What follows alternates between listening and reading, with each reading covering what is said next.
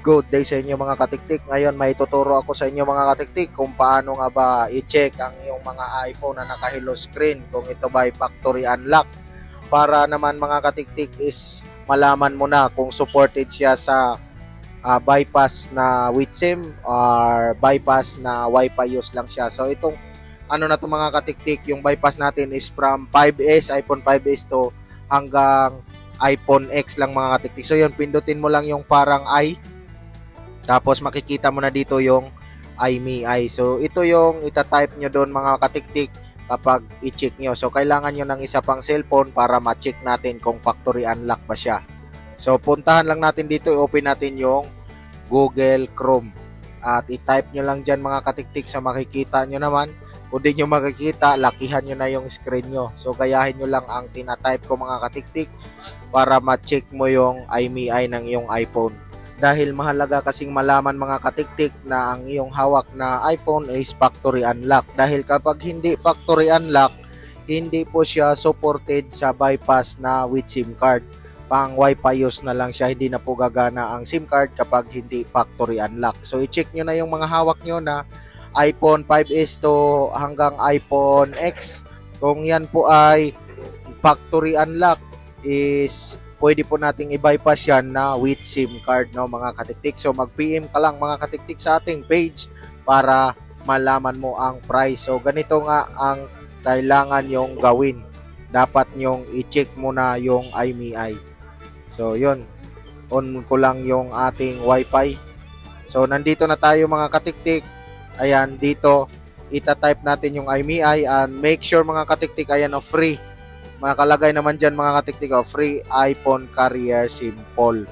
So ganun lang, yun ang pipiliin nyo kasi yung iba dyan is may bayad, yan may bayad, may mga nakalagay na price. So dito lang tayo sa free, libre lang po malaman mga katiktik na factory unlock ba ang ating mga iPhone. So kung yun nga, kung factory unlock is pwede nating may bypass yan na with SIM card. So yun ang kailangan nyong gawin para malaman nyo na sa sarili nyo na pwede pa pala ito ma-bypass na with SIM card. Bago nyo dalhin sa mga shop ng cellphone, so dapat alam nyo na kung papaano nga ba i-check kung factory unlock o supported pa.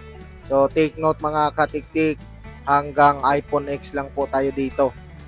Kasi yung X2, XR mga katiktik is iOS 15 and iOS 16 lang ang supported sa bypass sa ngayon. So dapat naka-hello screen katulad yung nakikita nyo. Hindi po supported dito ang naka-passcode pa mga katiktik. Kaya kailangan i-restore muna natin yan mga katiktik para makita nyo din at ma-check nyo yung iMeI nyo. So ganyan lang mga katiktik. I-type mo lang ito. Ganyan lang ka-simple. Simple na simple mga katiktik at simple na simple. So yun mga katiktik. Pindutin natin search. Ay di pala tayo nakaano sa data mga katiktik. Dapat mahina ang data natin. So dapat naka-data tayo mga katiktik. Dapat malakas ang signal natin para malaman natin agad na ito ba ay supported o hindi. Ayan, wait lang natin ang result mga katiktik. Please wait. Ayan, malalaman natin dito. Ako, nagloloko yung data natin mga katiktik.